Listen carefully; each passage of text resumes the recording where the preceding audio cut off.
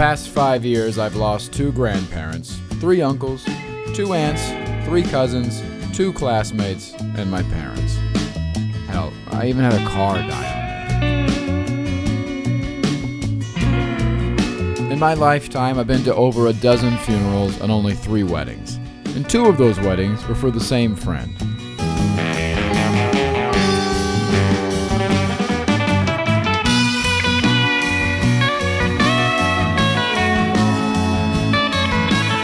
That's life. It's full of ups and downs and in-betweens. Luckily, it's my job to find light in the darkness. And that's what this special is. A collection of stories from the ups, the downs, and the in-betweens.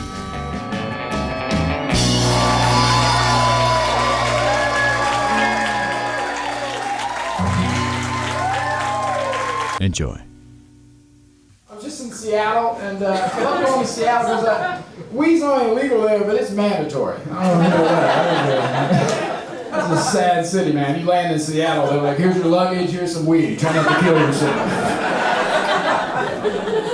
I'm not even a big weed guy, you know. I'm at 30 years completely sober. No booze, no weed, nothing stronger than Tylenol. Yeah. And a couple of years ago, I was like, fuck it, let's have some weed. Stupid. Weed's great when you're young, you can explore, you can be silly, you're like, oh, let's go to Taco Bell. I started smoking in my 30s, I'm like, let's go to Taco Bell. My friends are like, it's Tuesday, go to bed. What the fuck is wrong with you? I have a family. You're gonna wake my kid up, asshole. It was too much at first, man. I started smoking weed out here in California with medical marijuana. So, like, the best shit you could get your hands on, that's what I started with. Stupid.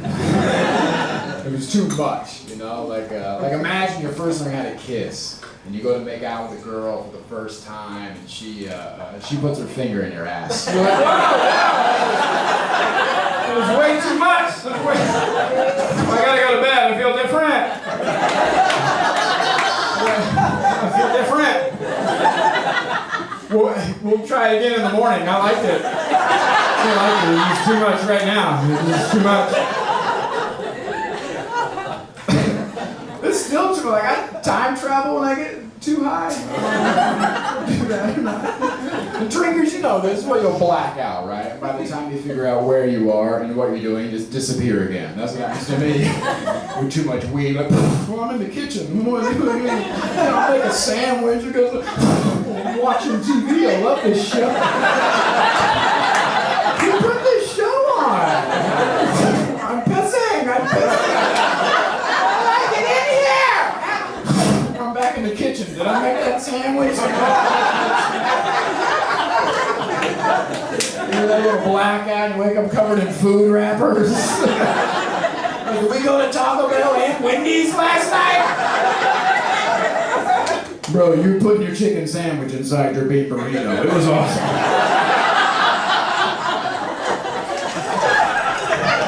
My doctor's like, Michael, the marijuana's fine. It's the carbs that's gonna kill you. It's the carbs. You can't put cereal on your peanut butter and jelly sandwich. Bear with me, some of you taking notes. Does Captain Crunch work? Yeah. So I was in Seattle, right? I mean, the manager of the club knows I don't drink, but he knows that I smoke. And so he goes, hey, I have something for you. And he hands me just like a bushel full of weed, just like so much weed. Like if this was back in the day, I would have to trade like 3 wagon wheels for this much weed. So much. And it smelled like Fruity Pebbles. I was very excited. You know? Here's what you don't know about me. It's because I'm so new to smoking weed, I don't really know how to roll a joint. But like I can roll it. I roll the kind of joints where you light it and it just evaporates immediately. Like, it's like a fucked up Harry Potter spell.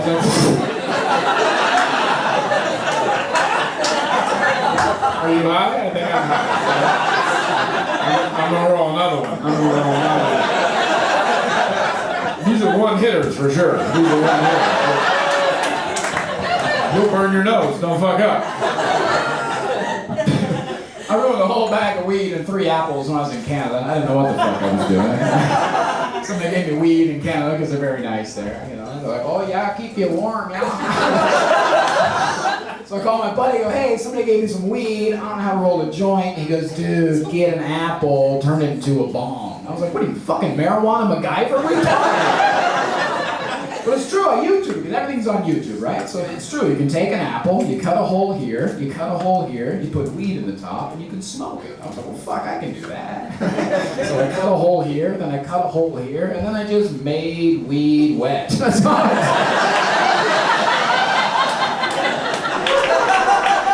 don't know what housekeeping thought when they came to my room. They're just apples with holes. Place smells like dope, you know, like these Americans are coming up here getting high and fucking all this produce. No wonder they have my health insurance, they're savages. So I'm like, yeah, okay, so I'm in Seattle, I have a bushel full of weed. I'm like, this is gonna be the weekend I learn how to roll a joint, right? I'm not gonna waste it. So we're going out to 7-Eleven, which the locals lovingly refer to as Murder Mart. Now, I don't know that until I tell them the story I'm about to tell you, and they're like, that's Murder Mart, you should never go there. You should never go there. Put up a sign, okay? Yelp that shit. Let somebody know. So I go to Murder Mart, my buddy Ken. You don't know Ken, but you kind of do.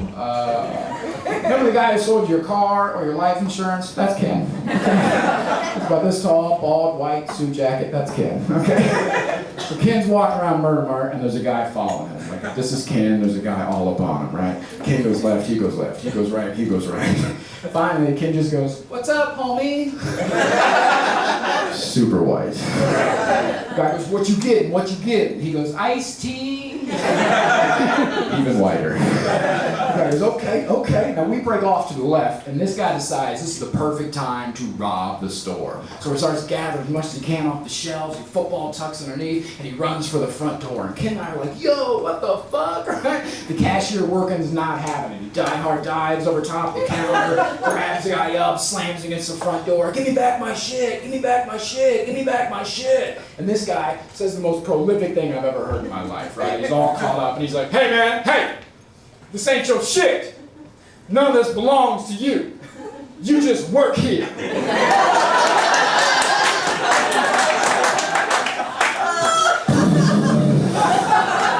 This guy's a fucking prophet. This could be Jesus, he's returned. Let him have the Doritos. Cashier's not having it. I said, "Give me back my shit," right? So they tussle. Finally throws the cashier through the little sunglass rack that's always by the door that nobody ever buys, you know? Unless it's like 3 in the morning, you're drunk, you're like, "I think I'm gonna get these." They're only $39. That's on the floor. The stock boy hears what's going on. He comes running out. They tussle. He throws him to the ground. Again, my friend Ken, being super white, he's like, "What's going on up here?" I'm like, "No, Ken, get back! That's not how we die. Not over Doritos." So then the guy rips off his coat, rips off his shirt, and he jumps on top of the counter. And I'm talking like, there was old kung fu movies where a guy would just jump in the air and then he's on some shit. That's what this guy did, just out of nowhere. So, yeah, this is where he shoots everybody. Right? So I just start slowly ducking back into the aisles, right? I don't know where Ken is at this point. Ken Gar, American hero. Fuck him, he's dead. I don't care. Not how I die. So now I'm hiding behind some old donuts in the back of the store. I got 2 glazed out like they're binoculars. The guy's behind the counter now, he's knocking shit off, and the cashier's like, "Hey man, don't do that again." "Do what? This?" He goes, "Hey man, don't do that again." "Do what? This?" He goes, "Hey man, you do that again, we're gonna have a problem." You already have a problem. This is a problem. I'm hiding behind old donuts. You have a fucking problem. The guy goes, "Oh yeah, what are you gonna do about it?" Then he takes his arm and he clears off the whole countertop, all the Reese cups and car chargers, just I'm in the back, I'm hiding, I'm like, "Oh my God, this guy is awesome." God gay at all. But in that moment, I was a little turned on. I'm not gonna lie. I was like, oh shit. I'm a bad boy. I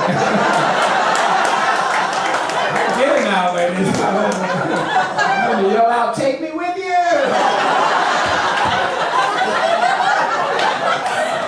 I'll be your Clyde. I was with it, you know?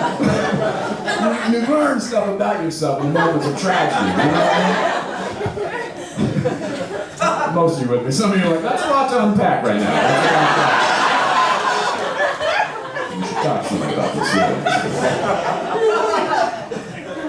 Just then, Ken comes back to find me, and I can't look like a bitch in front of Ken. I can't be hiding right while Ken comes to find me. So I just casually act like I'm looking at Nutella in the back of the store.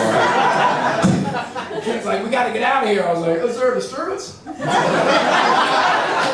You know Nutella has 220 calories per serving. He's like, we gotta go now. I'm like, dude, we just can't walk by this fucking psycho. Like, no, thank you. Couldn't find what we needed. Sorry. This is how we die, Ken. Have some Nutella. Just then the guy reverse cowgirl stops, back up on top of the counter. Ah! And he kicks a few things off, he jumps down, and he runs out the front door. Now, Ken and I still have things to buy. So the cops show up, right? They're taking down the report, and the cashier's checking people out, and his shirt's all torn up, and his lips all bleeding. You know, he's just defending his honor. And Ken gets up there, and he's like, what'd you have? 2 iced teas. The widest. So that was my turn. And he's like, what'd you have? And I was like, and I look at the cop, and I look at the cashier, and I go, I just need just a pack of rolling papers and a lighter. And the cop doesn't know he's taking a report. He goes,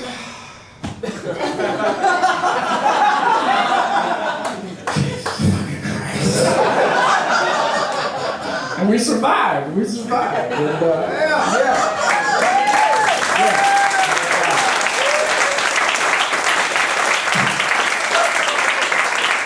I went back to the hotel and I rolled 3 shitty joints that night. Are you high? No, okay. I'm gonna roll another one. I think marijuana is better for you than alcohol is. I think it is, man. Yeah. 3 people? Excellent. The side room's like, we drink our drugs, Mike. We drink our drugs. That's fine. I think you have more control over yourself, right? Like you can drive when you're high. I know you're not supposed to. But you can. It'll take you 3 times as long to get there, but you can drive when you're high. I was hotboxing this rental car. I know you're not supposed to. But what's full coverage for? You know? So I'm hotboxing this rental car, and all of a sudden I see these sirens come on behind me. I'm like, oh shit. I'm going to jail for sure, right? So I'm trying to think fast. I'm also really high. You ever try to think fast and you're really high? You're like, oh no. What's gonna happen? And then like 2 hours go by, you're eating somewhere, you're like, did I get pulled over here? That felt real.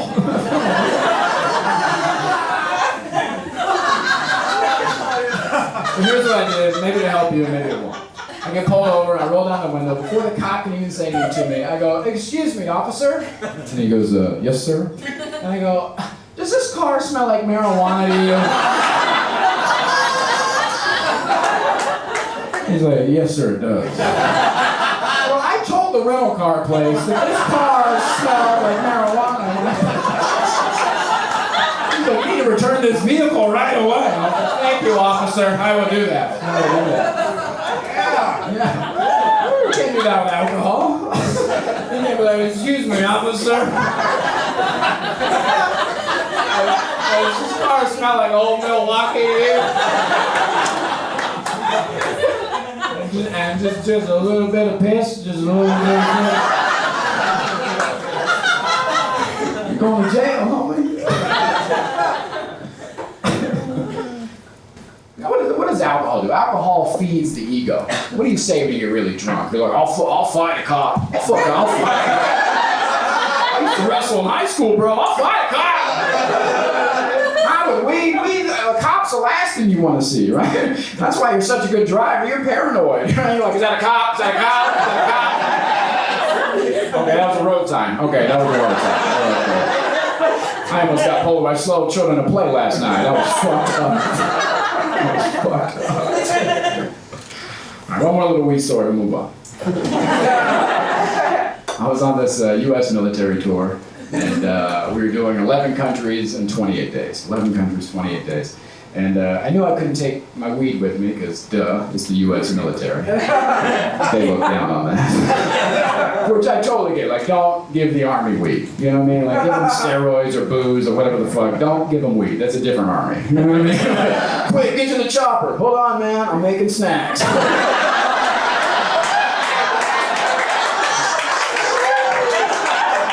You're mad now, you're gonna be hungry later. Don't give the army weed. But all the other comics on the tour, they all drank, right? So they're all talking about all the beer they're gonna have in Germany and partying with the soldiers and all this stuff. I'm like, well, I'm gonna have fun too, you know? And I don't drink, I smoke, right? So I can't take my weed with me. So I'm like, you know what? I bet I could see some edibles on this trip. Yeah. Yeah. Here's what you need to know. I had never had edibles before this trip. And I have not had edibles since this trip. Let's begin. I went to the weed store and I bought all these little weed gummy bears. All of them happen to be red. I don't know why, just all the weed gummies are red. Then I went to a regular store and I bought regular gummies and I took out all the red ones and I replaced them with the weed red ones so I knew which ones were fucking poison. Let's go. And I put them in my suitcase like they're a little snack for the plane and I went on my way. Here's what I didn't know. Our first stop was Kosovo. Yeah, you ever heard of fucking Kosovo? I hadn't, right? This whole half like, that's by Narnia? That's by Narnia? I didn't know either. There's not really Wi-Fi in Kosovo. There's no electricity at most places at night in Kosovo. Half of the buildings are missing front ends in Kosovo. I don't know any of this. We land, okay, apparently like 20 years ago, we bombed the fuck out of Kosovo and then just never looked back. We were like, boom, boom, boom, boom, later dude, figure it out. USA.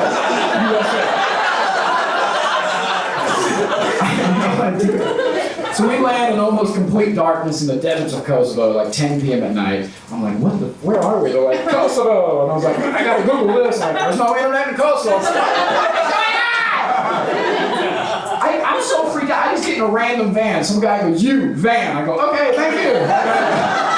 I didn't know.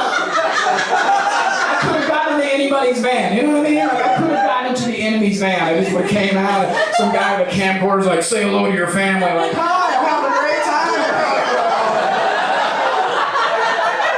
Thanks for having me. It's beautiful here.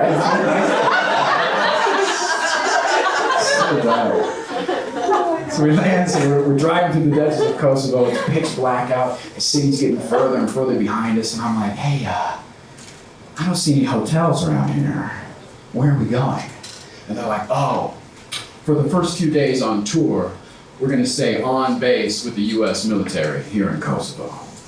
I was like, oh. Because remember, I have a suitcase full of drugs.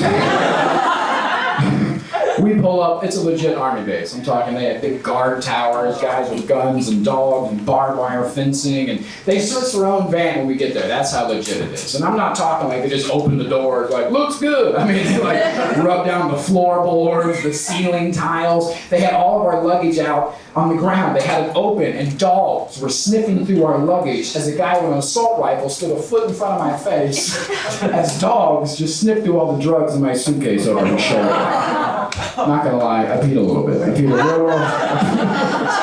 was nervous, like, oh my God, can dogs smell edibles? And then I was like, oh my God, can dogs smell pee? They're gonna know I'm nervous. They're gonna know. We get cleared. I don't know how, but we do. We get back to the bunks, and we're staying with the soldiers, and it's my buddy Al Jackson and I. He's another comic. He's so funny. He's opening for Hannibal Buress right now. And so I tell Al, I go, hey man, I brought edibles with me. And he's like, what the fuck? I'm like, I don't know, dude. It's my first time. I'm trying to get high in Germany. I don't know. He's like, well, they didn't find them, right? Let's take some. Okay. So for the first time in my life, in Kosovo, on a U.S. military base, around midnight in almost complete darkness, I take 2 edible gummies. And then 5 minutes later, there's a knock on our door. I was like, huh? Did you order a pizza? I don't know anybody here. Are you tendering? Is this a tender thing? Sure enough, it's a U.S. soldier. Duh. He's like, hey, the general would like to see you. He's going to take you on a tour around the base and show you where you can and cannot be for the remainder of the stay.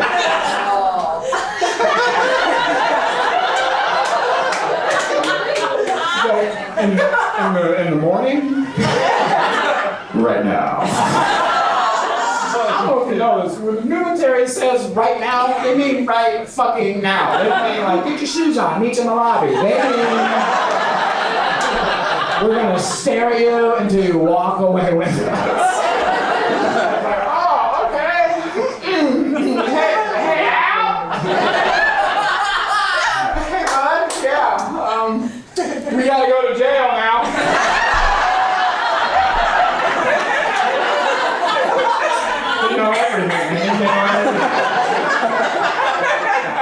This general was not fucking around. He's taking us around the base. He's like, these are Black Hawk helicopters. You go anywhere near them. You go anywhere near them. You try to take a picture of them. You will be shot on sight. No questions asked. I'm like, oh my god! Fucking baked out of my mind. These are army tanks. You know anywhere near them. If you go anywhere near them, you try to take a picture of them. You will be shot on sight. No questions asked. Oh my god! Are there any questions? Yeah. Real quick. You had said there was a Burger King on the base.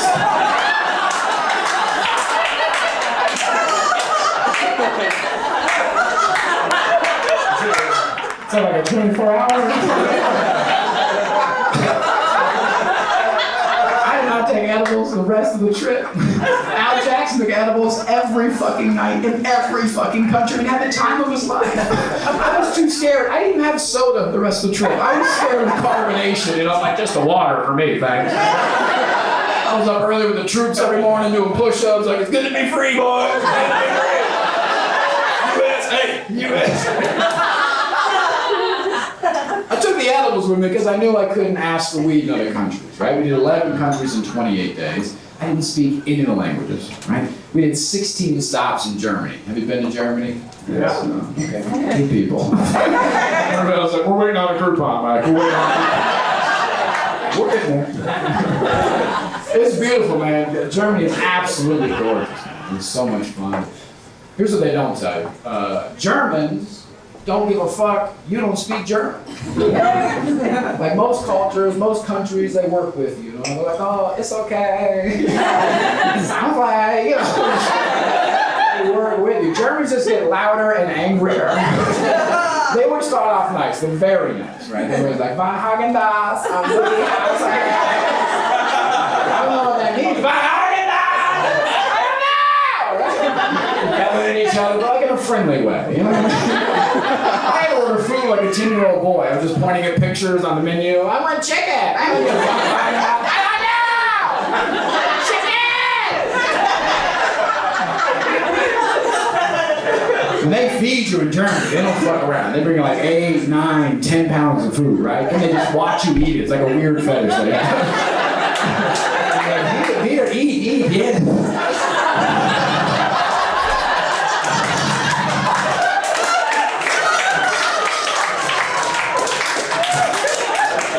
You want me to fuck it? Why are you saying? Just lurk over you.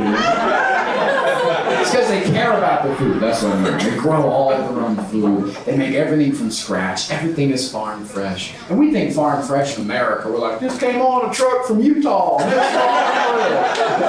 Fuck that. Not in Europe. They're like, oh, you want chicken? Cool. Larry! Kill that chicken!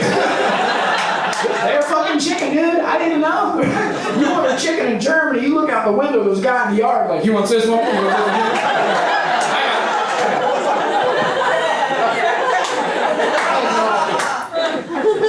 one? They care about their food so much, it's rude to ask for a to-go box. I asked for a to-go box, guy called me a pussy, straight to my face. It was the only thing I understood the whole trip. Like, can I get a to-go box? Oh, you can't finish your food. 9! I'll come back at 9. I'll finish it at 9.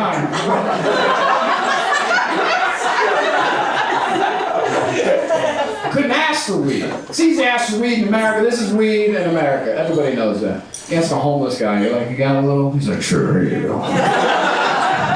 This is weed in America. This is not weed in Europe, okay? This is, I'm gonna take you out back and suck your tiny dick.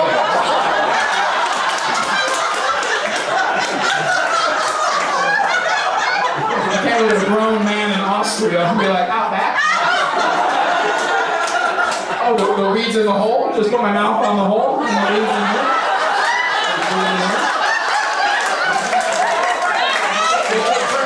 Take turns, yeah. Weird looking bone, whatever. Must be European. Tastes like salt water.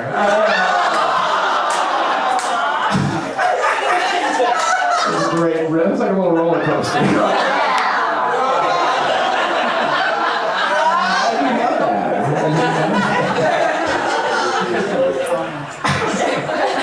Started smoking weed in my 30s. I don't know if it was the right time or I waited too long, you know. Because your 30s is so interesting. You're not old, you're not young, you're just in your fucking 30s. There's no milestones, you know what I mean? Even at 29, people still have hope. Or talk to them and you're like, how old are you? I'm 29! I can do it! Oh my God. Like, I can't even tell anybody under 25 how old I am. They don't hear it, right? The first part, then they just zone out. I'm 30. Why is this old guy talking to me? It's past 7. He should be in bed. He should be in bed. How did he find the mall? How did he...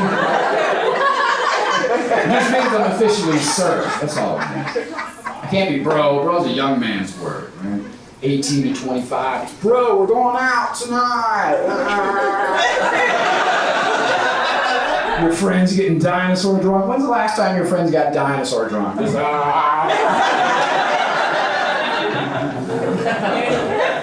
just stepdad wasted, you know?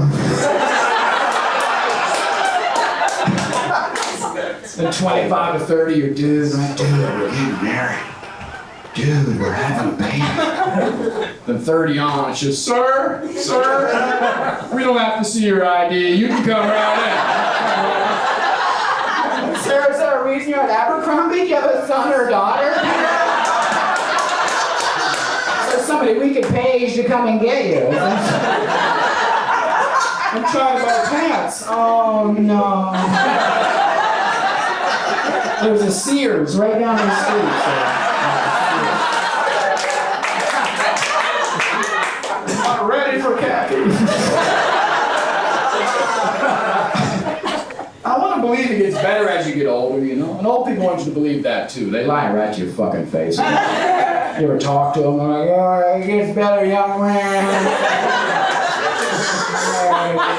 Age is a number.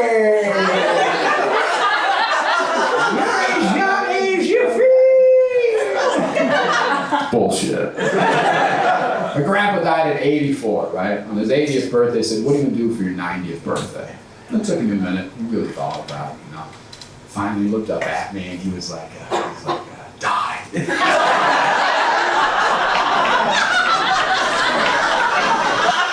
Doesn't get any better, you guys. Stop trying so hard. I don't understand that excitement that goes you're getting old. You know, my friends, I can't wait to get old. It's gonna be so much fun. It's gonna be so much fun. I'm like, really? You want to get old? My grandma's 93 and active. 93 and active. It's not pretty. It looks like a DUI stop gone wrong. She can't walk a straight line. She's mumbling shit nobody cares about. Right before she falls over, somebody's got to grab her and be like, ma'am, you know why we stopped you? Ma'am, she's shit, what do we do? That's what you're looking forward to? Fuck that. My buddy asked me today, he goes, what do you want to do after you die? What do you want to do after you die?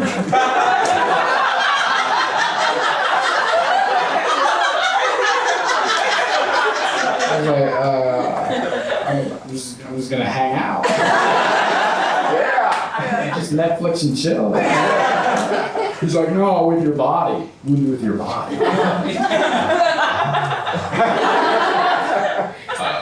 I'm gonna keep it. Is this a trick? He's like, I'm gonna get cremated. I want to get cremated. I was like, oh, that'd be pretty rad. Just get burned up, you know? So I called my mom at the time, like, hey mom, I think about getting cremated. She goes, oh, Michael, you cannot do that. Cannot do that. I go, why not? She goes, Michael, I already bought your grave plot. I was like, what? Yeah, I bought your grave plot. It's right next to mine. I'm like, I don't think I like that. That makes it feel like I'm moving back in with my mom after I die. That's like the ultimate moving back into the basement feeling, you know what I mean? We're happy on our own, but...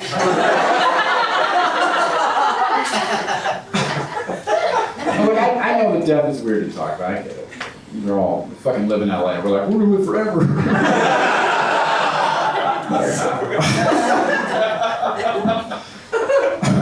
It's weird, man. In America, we're trained to think of death as like grief, sorrow, all the other bullshit that goes along with it. Other countries, other cultures, they celebrate the life of the person after they die, not the death of the person. It's so much better that way. They drink all week long, they fuck, they party, they can't wait for somebody to die in other cultures. You want to hear what happened? No, what? Aunt Judy's dead. Woo!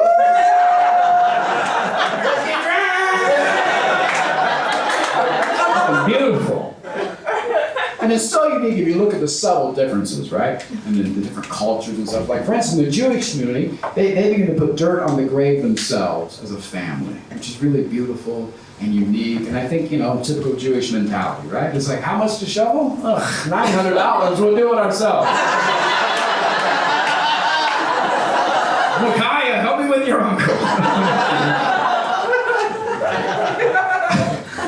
I did make a decision. This is what I want done. After I die, I want all my money to go towards plastic surgery after I die. That's what I want. Yeah, I want to look good in the grave. It's like, fuck looking good now. I want that final impression. That's what it matters the most. That's the last time people see you. I want a bit of work done up top. I want some abs put in after I die. No shirt in my coffin, just flexing. Just like... hair installed, just long, beautiful. I want a fan right by the fucking coffin so my hair is flowing. People are like, oh my god, he looks incredible. I'm like, yeah, he had afterlife enhancements done.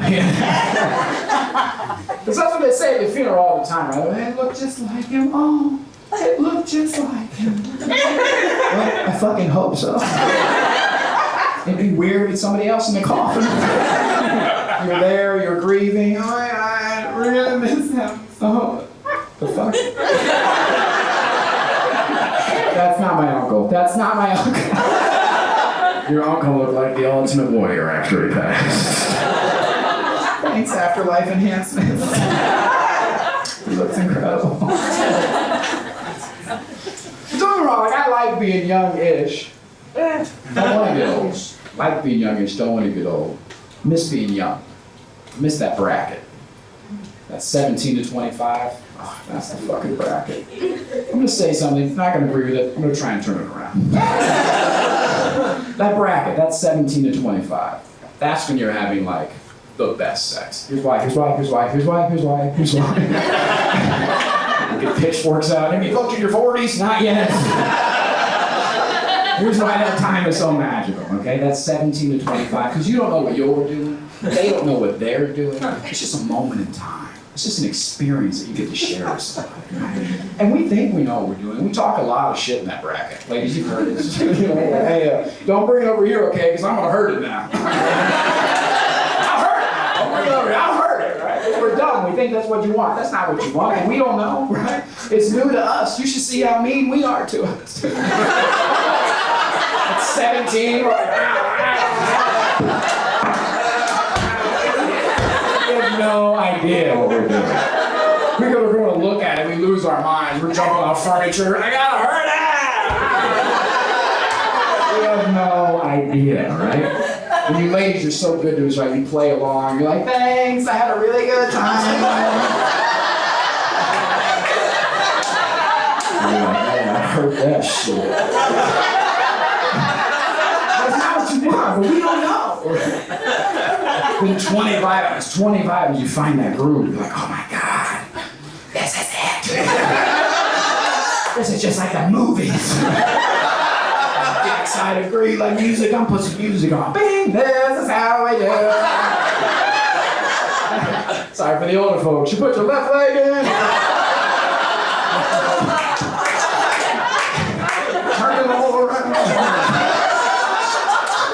That's a good move, right? And Garaba didn't need a sprinkler. I'm gonna hurt it tonight. I'm gonna hurt it. And 30 and beyond happens. 30 and beyond happens. You ever pull a muscle? It's the most embarrassing. We can't say anything to you ladies, right? We can keep that passion alive, you know. We gotta keep it going. Because we don't know where we're gonna fuck again. That's not our decision. We're here now. We're not gonna fuck it up. We're gonna bullshit our way through. We're like, yeah, you like that?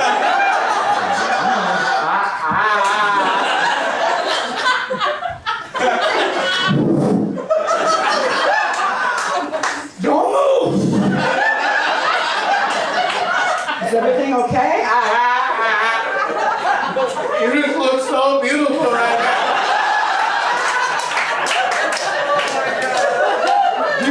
Icy hot! You are a kinky bitch. My back is out. Don't tell anybody about this. Things change after 30, man. After 30, you'll be like, yeah, we could go home and fuck all night. Or there's a new Chinese restaurant just opened up downtown. You've not truly been in love unless you've looked at your partner and said, hey, did you want to fuck tonight? Or do you want to go to Chipotle?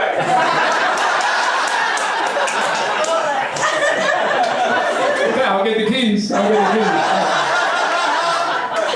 warned you in your 20s that you were just excited about hooking up as you were about guacamole one day? I'm getting extra cheese. You getting extra cheese? You fucking up. You fucking up.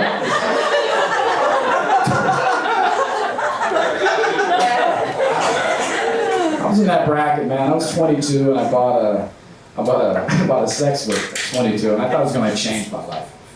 And it kind of did. Like you forget what you look like at 22, how you felt, how your body was. You know what I mean? Like it was all capital letters at 22. You know what I mean? Like, you could fall off a bridge and keep drinking. Just all right, where are we going? Like not now. Now I stub my toe. I'm done for the night. Just fuck it. I'm not going. It's not worth it. It's not worth it. It's gonna rain this week. Fuck you. I'm not leaving. You turn 30, you'll lose weeks of your life. You know what I mean? Fuck this week. Another week will come. I'm not leaving the house. But I'm 22. I'm invincible, right? And I had this sex with it. It sits in my room forever. I'm scared to death of it. And then one night, I get brave with this girl. Hey, I got a sex with. She's like, really? I was like, yeah. She's like, come get it. Okay. So I go and I get this whip, and I'm all excited, and I come back, and I'm laying there, and she's on top, like standard missionary cowgirl position. I don't know what it's called. Some guy yelled at me. He's like, it's called military style. I don't think that's what it is. If you don't know what military style is, where somebody fucks you for 4 years and then promises to pay for your college.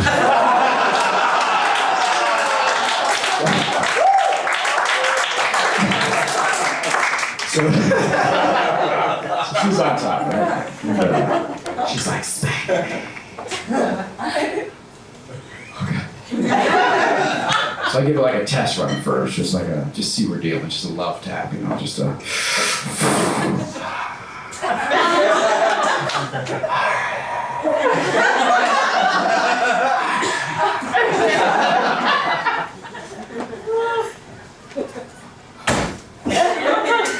So I put a little shoulder, you know, let it not be business, just a little.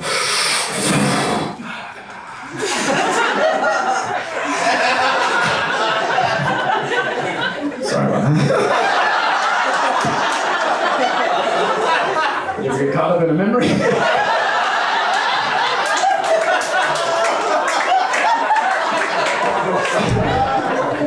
She's like,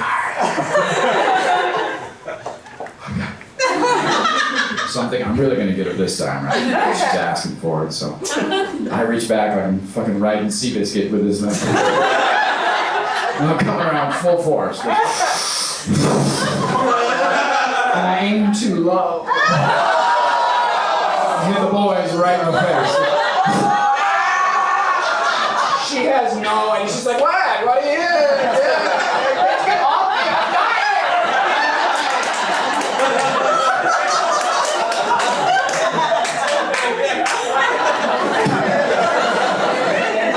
I was telling the story the other night, and this girl said she was 16 when she got caught, and her boyfriend was 17 at the time, and he had her tied up. Yeah, that's pretty advanced. You guys didn't react at all. You're like, yeah, that's how you do it. If she's not tied up, she will get away.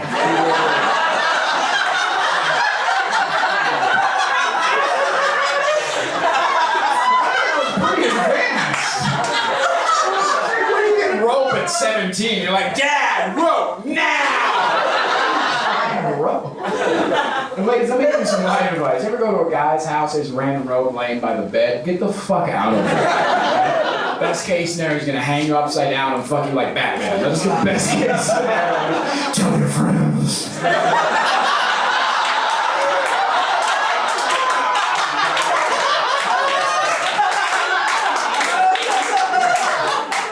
For the older folks, so bam, pow, squish.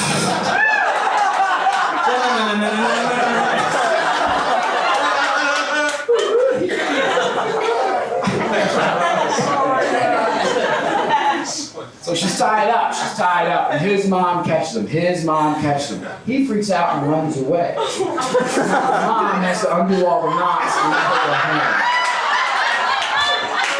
Life scarring. Can you imagine that? Sorry, baby. He does this all the time. There's a sheet knot right there. He's working on the merit badge. Get a little scout, my boy.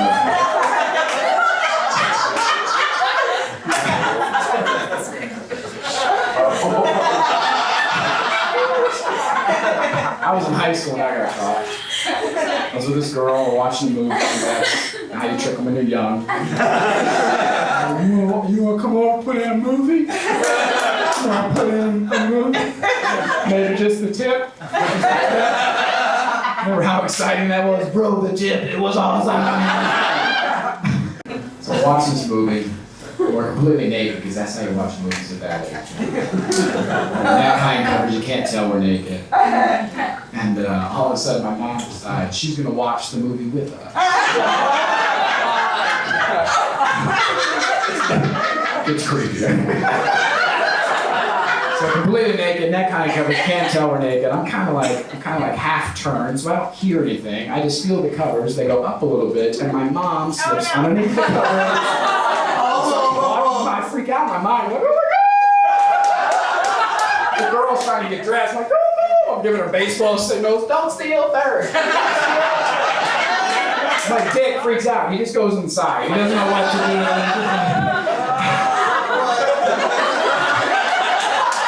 Who invited her? Balls, you're on lookout. He's inside for weeks. He's terrible. My mom didn't do anything, right? She lay there for like 10 minutes, watched the movie, got up, left. Never said anything. Not that night, not the next day, months, years later, nothing. So eventually I'm doing the story on stage. My mom's in the audience. So I do the story and I go, my mom's actually here tonight. Mom's standing up and she's like, oh my God. Oh my God. Hi. I go, Ma, you know what was going on that night? She goes, of course I did. And I go, you never said anything? And she goes, what was I supposed to do? Huh? Cock block my own son?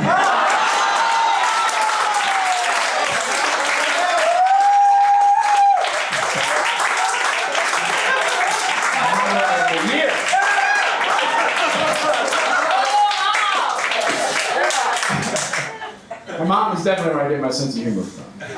It was just her and I growing up, you know. Well, I mean, I have a dad. Everybody has a dad somewhere. You know? Fish have fathers.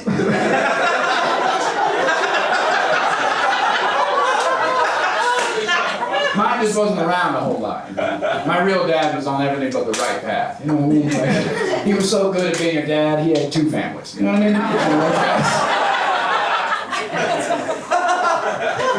He actually passed away when I was really young. You know, my mom was making breakfast in the morning. She goes, "Go wake your dad up for breakfast. Go wake your dad up for breakfast. It's time for breakfast."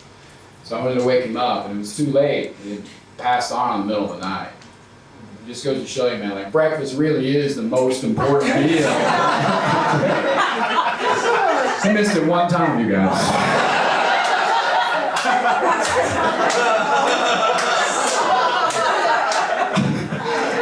Do we laugh? Do we hug? I'm feeling a lot of things. Okay, so I didn't, you know, I was a fat little 12-year-old boy. I didn't really understand what death really meant, you know. My mother's like, your father's dead. I was like, oh my God. Can I have his bacon?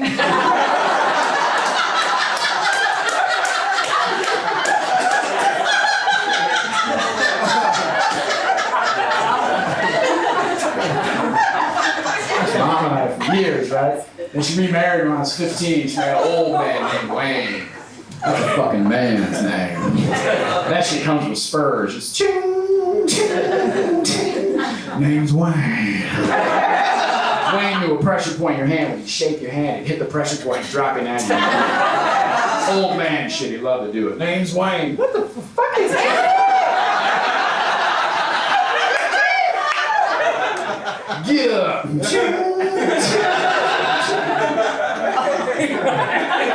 Wayne was old when I met him. He was like 200. I didn't understand. He had so many operations and surgery, they like ran out of parts to put inside. He had like animal parts mixed in. He had like a pig liver. He had something to do with a horse on his leg. He would count all fucked up. He's like, be here at 3 o'clock.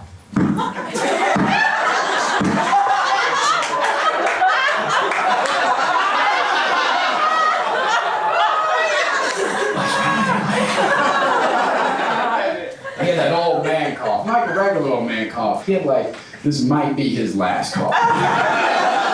Never bothered him at all, freaked everybody else out at the table, right? We'd all be eating dinner, he would just start up, just...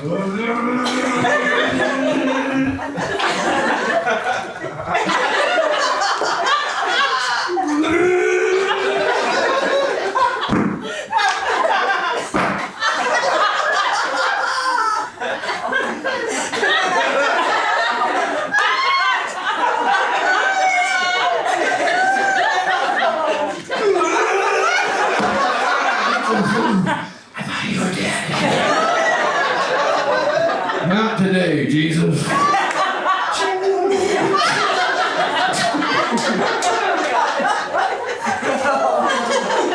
Before Wayne, it was just my mom and my grandma raised me. 2 strong, beautiful, independent women, you know. So funny, and that's where I get my humor from, is both of them, you know. We played pranks on each other all the time. Like, My mom would play this game with me all the time. It's great. It's called You're Adopted. You ever And my mom would sit me down and tell me I was adopted over and over again until I cried and game over. She won. It was the best. She took it too far one time. Sits me down, I'm 10 years old, and she's like, Michael, you're adopted. I'm like, I'm not adopted. She's like, Michael, you're adopted. I'm like, I'm not. We were all gay when we were 10. Fuck off. A little Superman cape on. You don't know. She's like, Michael, you're adopted because I'm a vampire.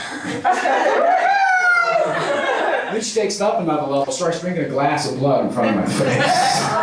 I'm looking back, so I was like red Kool-Aid or some shit, but I'm 10, so it's fucking blood. She's like, I'm a vampire, Michael, I'm a vampire. I'm 10, I'm freaking out, I'm crying, I'm running next door to my grandma's house, like, Mom said she's a vampire, she's drinking blood, and I don't know what to do. My grandma's like, well, this is bullshit. Let's go handle it, right? My grandma's a badass. She comes over, kicks open the door. Nancy, what the fuck is going on over here?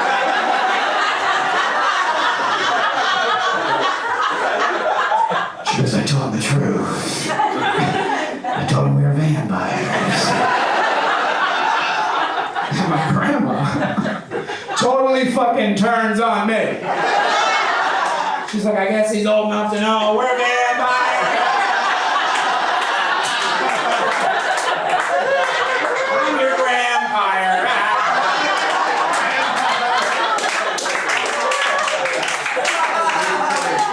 Freaked me out, man. But back on him because the principal called the next day and said, did you tell your son he was a vampire? He bit 3 kids today.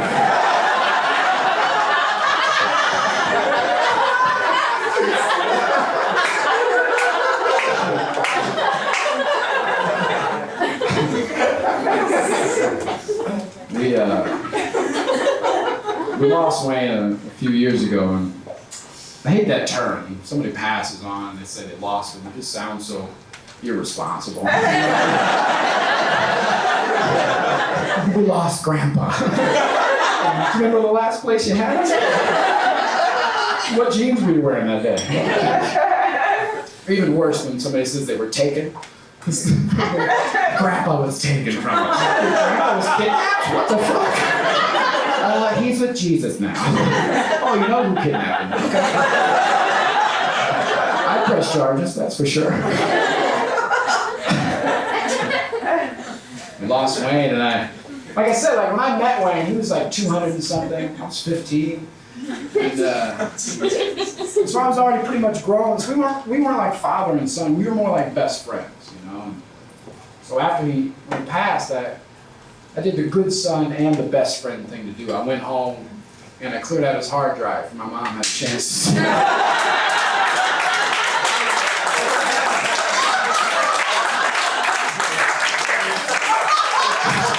Every guy has a deal worked out with his best friend. Shit goes down, burn, everything. Okay? I know this bitch even on to own a computer. You hear me? You hear this old flip phone. Tell her I loved her.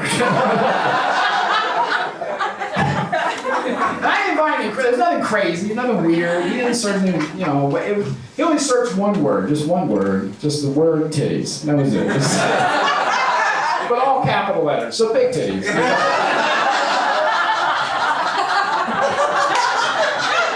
The problem was he put it in every search bar you could find. It was in the Kindle, it was in the laptop. That's why the GPS didn't work anymore. You just can't type that shit in. You know what I mean? Like destination titties.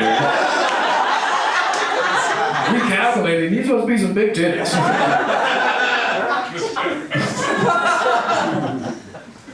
I was on the road when it happened. At the time I was touring 46 weeks a year on the road, and I had a deal worked out with my mom. I could go anywhere, I could do anything, but I had to come home for Christmas. That was her week. I had to come home for Christmas. And so I was home that year, but it was a short trip because I was leaving the day after Christmas. And I was headed to Las Vegas for only the second time in my life I'd ever been or played Las Vegas before. And I've been requested by Brad Garrett, who you guys all probably know and love from everybody like me. And so I get on the plane, I fly out the day after Christmas. And that morning Wayne had a heart attack. And the next day he had a stroke. Nobody told me about it for 4 days. I'm just in Vegas, I'm doing shows, I'm not thinking of anything, you know. And one night, after my show, I'm overlooking the Vegas Strip there because Brad really takes care of you. You know, he puts you 30 stories high in the MGM fucking Grand. It's just a beautiful room. And I'm overlooking all the riffraff and the hooker, you know. I'm like, take that, college.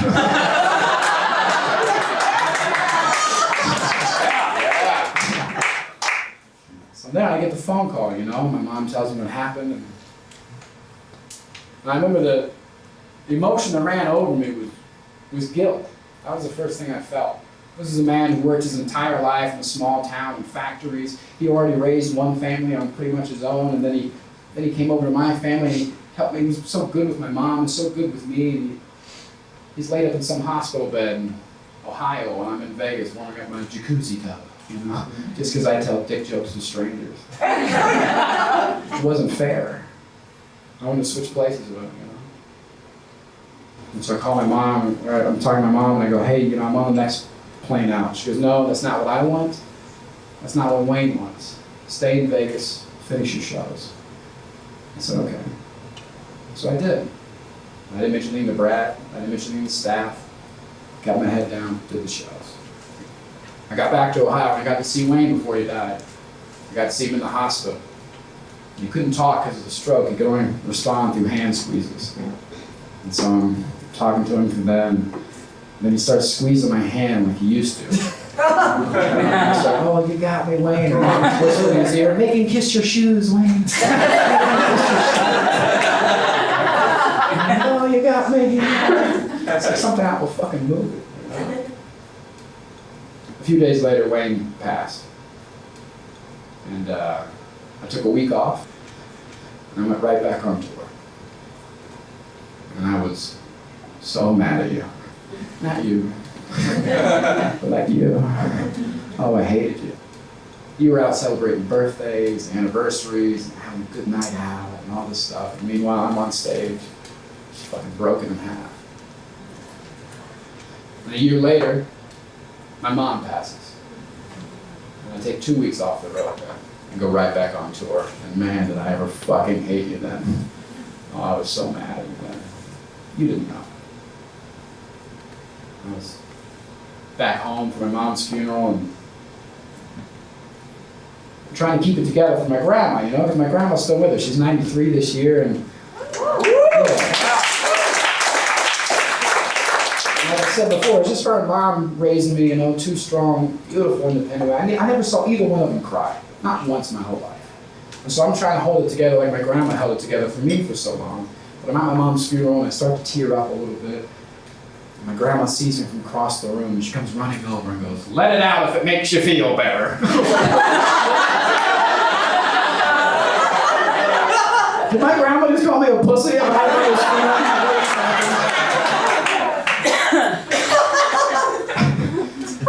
So I go back on tour and I don't know how to deal with the feelings, you know. I didn't know what I was doing. I was just kind of suppressing them and ignoring them because I never had therapy before. I grew up in the Midwest. I know goes to therapy in the Midwest. You tell somebody you're sad in the Midwest, they're like, we're all sad. Like,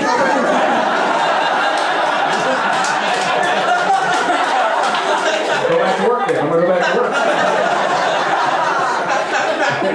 But I also live out here in LA, right? And when you're out here, people are like, it's okay to not be okay. You should talk to somebody. So I did. I signed up for therapy for the first time. I'd never been before. I didn't know really what it was about. And I don't know if you've been or not, but it's a fucked up system, man. We hear all the time how it's broken and all this stuff, and it is. You know, you have to first you call to make an appointment, right? You call a lady, and she's like, I have to ask you a few questions before you can see anybody. I said, okay. She goes, are you suicidal? I go, no. She goes, are you a harm to others right now? I go, no. She goes, do you have a drug or alcohol abuse problem? I go, no. She goes, why are you calling? You got me. Then you go and you get to make the appointment, right? You go for the first time and you have to fill out what I call the SAT of sadness. It's just like 200 pages of questions about your feelings, you know? All they want to know is if you're going to kill yourself. That's all the questions. Every other question's about suicide. First one right off the bat, are you suicidal? And you're like, no. And then a couple of questions later, it's like, have you thought about it? Suicide? They're like, no. And a couple more starts to read like an ad for suicide. They're like, it's not that hard. And then take home a pamphlet?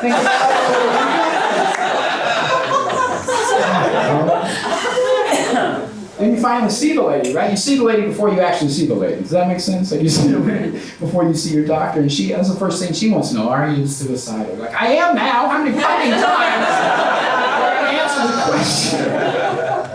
question? We hear how it's broken all the time. I was broken for Army vets. I was broken for regular citizens. I was broken for homeless people. I was broken for everybody. The system's all fucked up, and you don't really know until you try to participate in it. I didn't know. You hear that all the time. It took them 2.5 months to pair me up with somebody. 2.5 months before I got to talk to anybody. And I'm in there, my first time meeting her, 2.5 months. She goes, I'm not actually going to be your doctor. This is my last day here. I'm getting transferred. So just to fuck with her, I leaned in real close and I go, this is actually my last day here.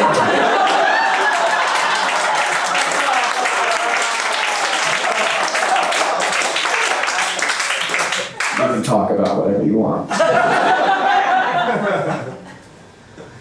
You know, in life,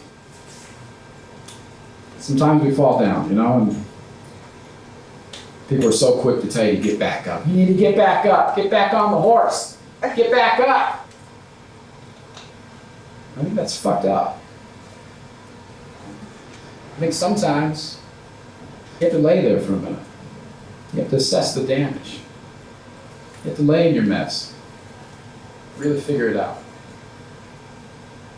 Nobody tells you that. People want to judge you how quick you get back up. I don't think that's right. I think you should be judged on who you are after you're already back on your feet. The person you become after you fall down. I think that's better. So I'm home and I'm cleaning out mom's house, and touring, I'm cleaning out mom's house, I'm going on tour, cleaning out the house, going on tour. Finally I get it all done, and I'm standing there shoulder to shoulder with my grandma, and we're looking at this house that was once full of life and laughter and love is now barren. And out of nowhere she just goes, empty house, empty hearts. I'm like, who the fuck are you?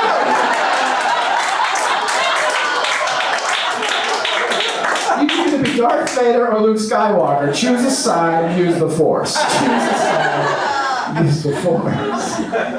So I'm going through old notes and cards of my mom and Wayne. They passed together, back and forth. They've been almost 20 years, a true love story.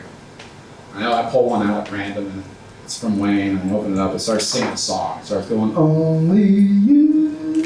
And I'm like, come on, Wayne. Really, a singing card? But I read the bottom, and he signed it. It said, after I met you, I started to believe in love again. Wayne. And the card's singing, and I'm crying, only you, Wayne. I told you all that to tell you this.